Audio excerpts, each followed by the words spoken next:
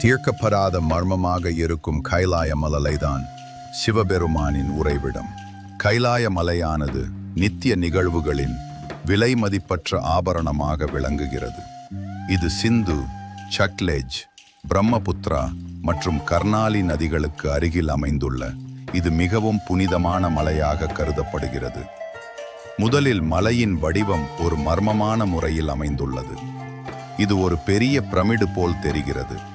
சில ரஷ்ய அறிவியல் அறிஞர்கள் இது ஓர் இயற்கையான மலை அல்ல, மனிதர்களால் அமைக்கப்பட்ட பிரமிடு ஆக இருக்கலாம் என கருதுகிறார்கள்.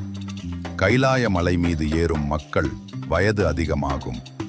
தற்போது உள்ள காலங்களில் மக்கள் கைலாய மலையை ஏறி அடைவது மிகப்பெரிய விஷயமாக உள்ளது. அதற்கு மக்களின் வயதும் ஒரு காரணமாக கூறப்படுகிறது. இம்மலையில் 2 வாரங்கள் என்பது வெறும் 12 மணி நேரமாகவே உள்ளது. விசித்திரமான சக்தி ஏதாவது இந்த மலையில் உள்ளதா? கைலாய மலையை சுற்றி இருக்கும் மானசரோவர் பகுதியில் 2 ஏரிகள் உள்ளது. அதில் ஒன்று கடவுளின் ஏரி என்றும் மற்றொன்று அசுரர்களின் ஏரி என்றும் கூறப்படுகிறது.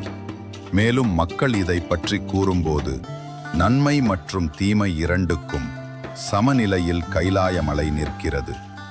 அதுபோல மனிதர்களிடமும் இந்த 2 நிலைகள் உள்ளதை உணர்த்துகிறது. இங்கு பனி பொழிவானது ஓம் அல்லது அம் வடிவில் உள்ளது. உங்களுக்கு தெரியுமா, இந்த பிரபஞ்சத்தின் ஒட்டுமொத்த அதிர்வாக ஓம் உள்ளது என்று?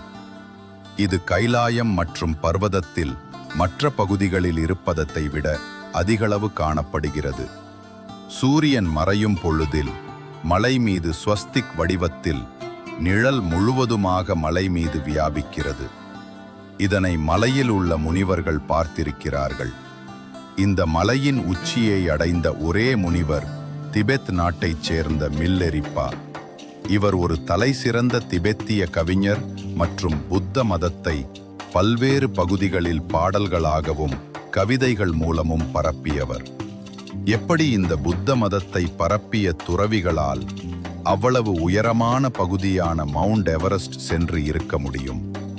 ஆனால் ஏன் இவர்களால் கைலாய மலையின் உச்சியை அடைய முடியவில்லை?